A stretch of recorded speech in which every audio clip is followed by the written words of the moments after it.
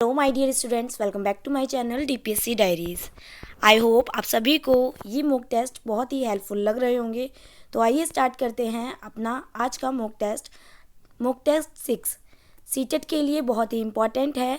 CDP पढ़ेंगे हम इसमें, जिसके कुछ क्वेश्चंस को सॉल्व करेंगे। कुछ 30 एमसीक्यूज़ लिए हैं जिसमें पीवाईक्यू इंक्लूडेड है। ठीक है, तो स्टार्ट करते हैं फर्स्ट क्वेश्चन से। फर्स्ट क्वेश्चन क्या कह रहा है? Child development is a result of, बाल विकास किसका परिणाम है?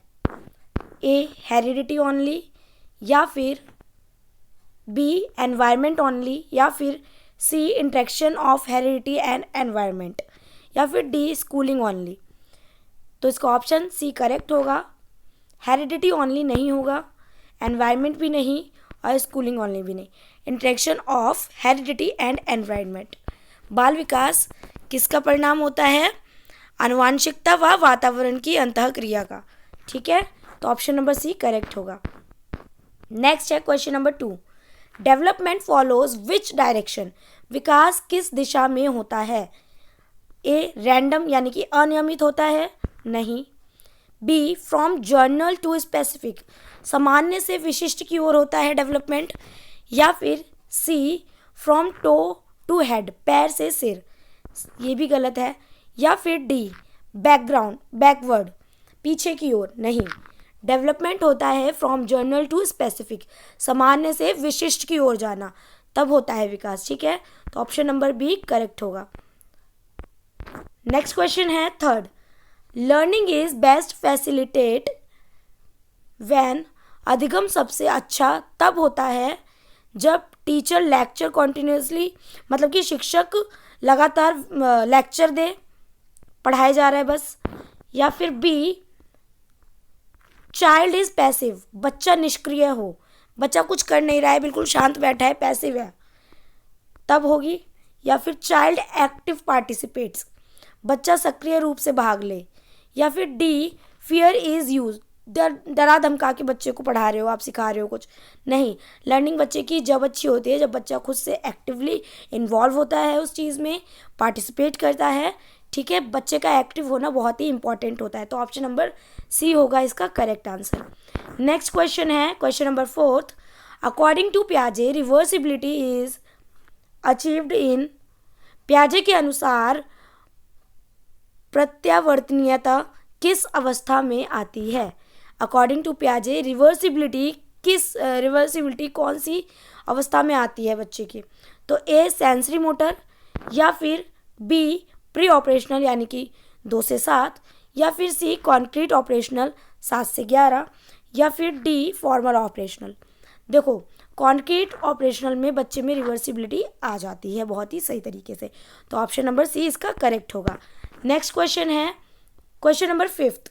स्कैप folding is related to, scaffolding संबंधित है किससे? ए स्किनर से, बी ब्रूनर से, या फिर सी वाइगॉस्की, या फिर डी थॉर्नडाइक। स्कैप फोल्डिंग की बात वाइगॉस्की करते हैं। वाइगॉस्की लैंग्वेज पे, सोशल पे, ठीक है, ज़्यादा फोकस होता है उनका, तो वाइगॉस्की किसकी बात करते हैं? स्कैप फोल्डिंग की, ZPD की। ठीक है, तो ऑप्शन नंबर सी करेक्ट होगा। Now come to the next question, question number 6। Intelligence mainly refers to, बुद्धि मुख्यतः किससे संबंधित है? इंटेलिजेंस किससे संबंधित है? ए स्पीड ऑफ राइटिंग, लिखने की गति से, या फिर B ability to solve problems, की समस्याओं को सॉल्व करने की क्षमता, ठीक है, या फिर सी मेमोरी ओनली, केवल स्मृति, या फिर डी फिजिकल फिटनेस। देखो, मेमोरी तो हटा दो, ये वाला ऑप्शन गलत है, फिजिकल फिटनेस भी हटा दो, और स्पीड ऑफ राइटिंग भी गलत है। एबिलिटी टू सॉल्व प्रॉब्लम्स ये आता है इंटेलिजेंस में। ठीक है, intelligence mainly refers to ability to solve problems, बच्चे में समस्या समाधान यानी कि क्षमता होनी चाहिए, क्षमता हो जिसमें सॉल्व करने की problems. Option number B correct होगा। ठीक है, ये है इंटेलिजेंस की परिभाषा एक तरीके से। Now come to the next question, question number 7। Which is not included in Gardner's theory, Gardner के सिद्धांत में कौन शामिल नहीं है? ए लिंग्विस्टिक की बात करते हैं गार्डनर, बी लॉजिकल मैथमेटिकल, तार्किक गणितीय, या फिर सी स्पिरिचुअल आध्यात्मिक या फिर डी म्यूजिकल। देखो लॉजिकल मैथमेटिक की भी बात करते हैं गार्डनर, म्यूजिकल की भी बात की है और लिंग्विस्टिक की भी बात की है गार्डनर ने। कौन सा नहीं है? स्पिरिचुअल, स्पिरिचुअल नहीं आएगा, तो ऑप्शन नंबर सी गलत है। Now come to the next question, question number 8, learning by reinforcement was emphasised by पुनर्बलन द्वारा अधिगम पर बल किसने दिया? ए पेवलो, पेवलो तो कंडीशनिंग की बात करते हैं तो ये गलत हो जाएगा, स्किनर या फिर बेंड्यूरा। बेंड्यूरा कहते हैं ऑब्जर्वेशन लर्निंग की, ठीक है, ऑब्जर्वेशन लर्निंग की बात करते हैं बेंड्यूरा। पियाजे कॉग्निटिव डेवलपमेंट की, तो स्किनर होगा इसका आंसर, ठीक है। स्किनर रीइंफोर्समेंट की बात करते हैं और रीइंफोर्समेंट के बारे में स्किनर ने ही बताया है। नेक्स्ट है question number 9, inclusive education focuses on, समावेशी शिक्षा केंद्रित होती है किस पे? सेपरेशन पे, या फिर बी इक्वलिटी विद सपोर्ट, सहायता सहित समानता, या फिर सी कंपटीशन ओनली, केवल प्रतिस्पर्धा, या फिर डी लेबलिंग, लेबल नहीं करना बच्चे को, कंपटीशन नहीं कराना, सेपरेशन नहीं रखना, इक्वालिटी रखनी है, ठीक है। समावेशी शिक्षा में इक्वालिटी विद सपोर्ट, सहायता सहित समानता, बच्चे को सपोर्ट करो, इक्वालिटी होनी चाहिए, ठीक है, ये होता है समावेशी शिक्षा, ठीक है। इंक्लूसिव एजुकेशन में इक्वालिटी की बात की है, सपोर्ट की बात की है, विदाउट एनी डिस्क्रिमिनेशन की बात की है, बच्चे को पढ़ाना है सबको एक जैसा नहीं पढ़ाना है, सबकी नीड के अकॉर्डिंग पढ़ाना होता है, ठीक है। नेक्स्ट है 10th question, emotional development helps a child to, भावनात्मक विकास बच्चे को मदद करता है, ए इंक्रीज IQ बढ़ाने में, या फिर बी कंट्रोल इमोशंस, भावनाओं पर नियंत्रण के लिए, या फिर सी इम्प्रूव हाइट, नहीं हाइट नहीं इम्प्रूव करने के लिए, ना ही इंक्रीज IQ बढ़ाने के लिए भी नहीं, और मेमोराइज फैक्ट्स, तथ्य याद करने के लिए भी नहीं, ये होता है कंट्रोल इमोशंस, भावनाओं पर नियंत्रण रखने के लिए, ठीक है। भावनात्मक विकास बहुत ज़रूरी है, बच्चे को अपने इमोशंस पे कंट्रोल करना आना चाहिए, तो emotional development is most important for all, ठीक है। Now come to the next question 11, gifted children usually, प्रतिभाशाली बच्चे सामान्यतः कैसे होते हैं? ए लर्नर स्लोअर, धीरे सीखते हैं, या फिर बी औसत IQ यानी कि है एवरेज होते हैं IQ वाले, या फिर सी लर्नर फास्ट, तेज सीखते हैं, या फिर डी हैव लर्निंग डिसेबिलिटी, या फिर उनमें लर्निंग डिसेबिलिटी होती नहीं। ये सारे ऑप्शन गलत हो जाएंगे, ऑप्शन नंबर सी इसका आंसर होगा, लर्नर फास्ट। जो क्या होते हैं, गिफ्टेड चिल्ड्रन होते हैं, उनकी IQ बहुत फास्ट होती है, वो बहुत फास्ट लर्नर होते हैं, ठीक है, बहुत ही जल्दी किसी भी चीज़ को कैच करते हैं, शार्प माइंड होते हैं उनका, ठीक है। तो ऑप्शन नंबर सी करेक्ट हो जाएगा इस क्वेश्चन का।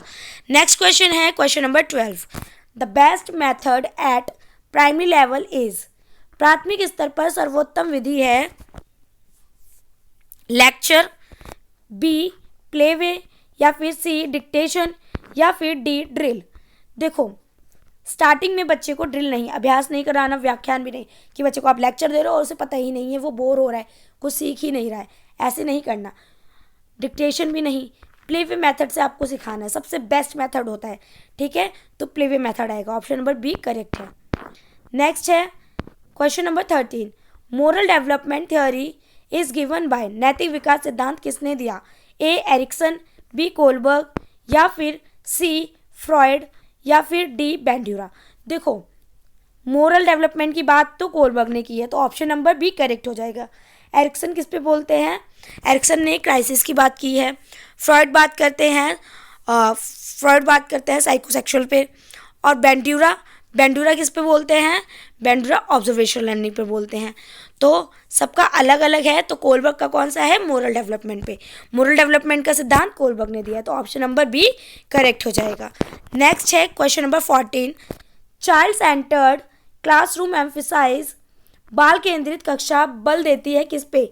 ए टीचर अथॉरिटी यानी शिक्षक की सत्ता पर, या फिर बी रोट लर्निंग पर कि टीचर रोट लर्निंग कराए मतलब रटकर सिखा रहा है, या फिर सी लर्नर्स नीड शिक्षार्थी की आवश्यकताएं, या फिर डी एग्जामिनेशन नहीं, रोट लर्निंग नहीं, लर्नर्स नीड्स यानी कि शिक्षार्थी की आवश्यकताएं, तो ऑप्शन नंबर सी होगा इसका आंसर।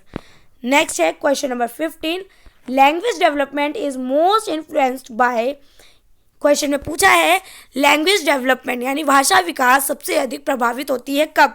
तो आइए ऑप्शन पढ़ते हैं। ऑप्शन है इसके ए हेरिडिटी, या फिर बी एनवायरमेंट, या फिर सी जेंडर, या फिर डी एज ओनली।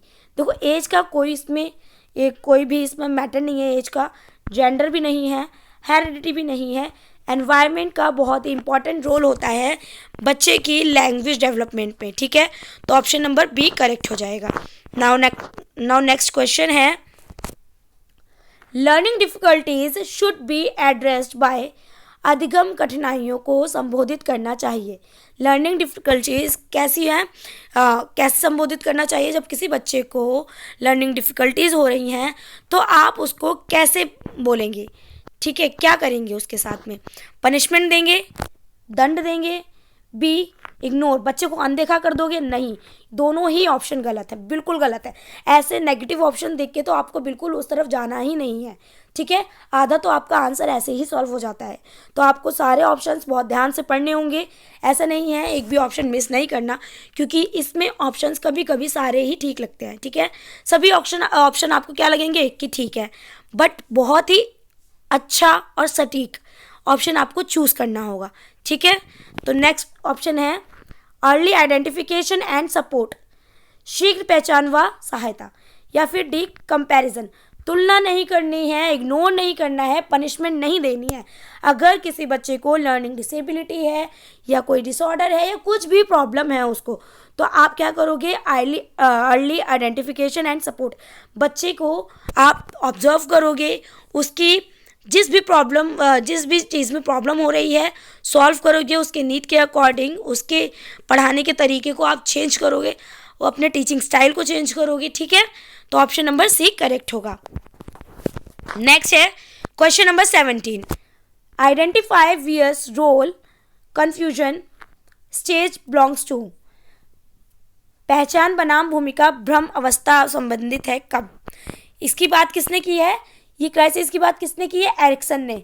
तो ये बताइए कौन सी एज में होता है, चाइल्डहुड में, बाल्यावस्था में होती है, एडोलेसेंस किशोर अवस्था, या फिर अडल्टहुड प्रौढ़ावस्था, या फिर D old age. Old age में नहीं, प्रौढ़ावस्था में भी नहीं, और बाल्यावस्था में भी नहीं। ऑप्शन नंबर बी एडोलेसेंस यानी कि किशोर अवस्था में होता है। तो ऑप्शन नंबर बी होगा करेक्ट।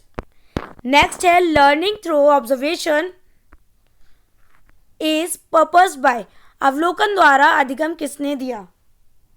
जैसे कि ऑब्जर्वेशन किसने दिया है, स्किनर तो रिइंफोर्समेंट की बात करते हैं, पेवलो कंडीशनिंग की बात करते हैं। देखो मैं इस चीज़ को क्यों रिपीट करती हूँ बार बार, जिससे आपके माइंड में सेट हो जाए, आपके माइंड में फिट हो जाए।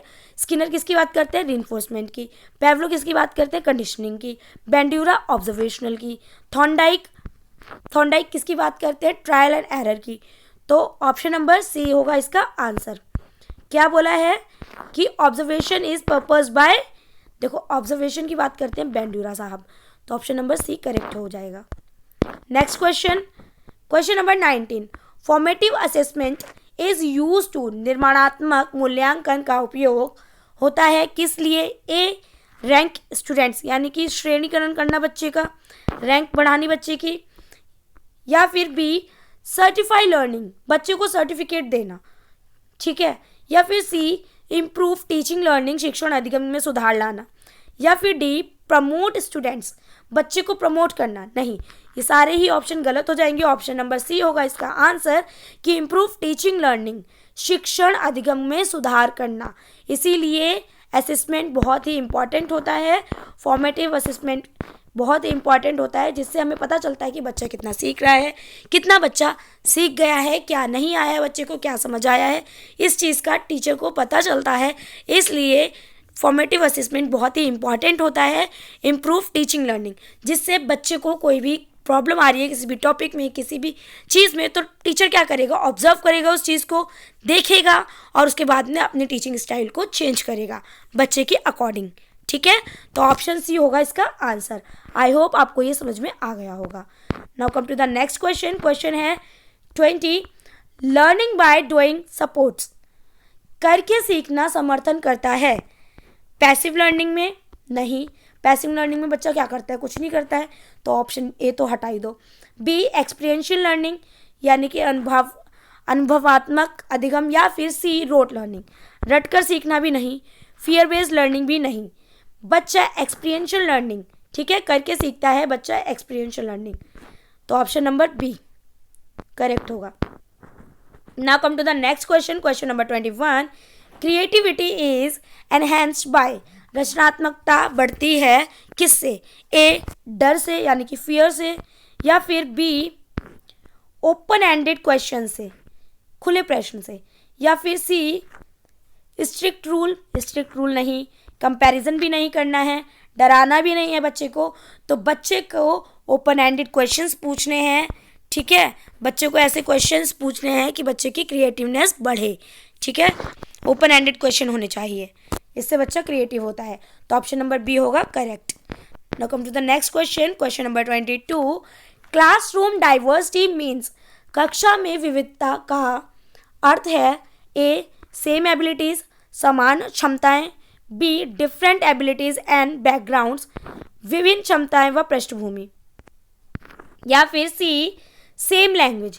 भाई सेम लैंग्वेज नहीं, सेम एबिलिटीज भी नहीं, सेम कल्चर भी नहीं, डिफरेंट एबिलिटीज एंड बैकग्राउंड्स, ठीक है, ये इंक्लूसिव एजुकेशन के अंदर आता है, क्लासरूम डाइवर्सिटी आता है इसमें, ठीक है, क्लासरूम डाइवर्सिटी का मतलब होता है डिफरेंट एबिलिटीज एंड बैकग्राउंड के बच्चे, तो ऑप्शन नंबर बी होगा करेक्ट। Question number 23।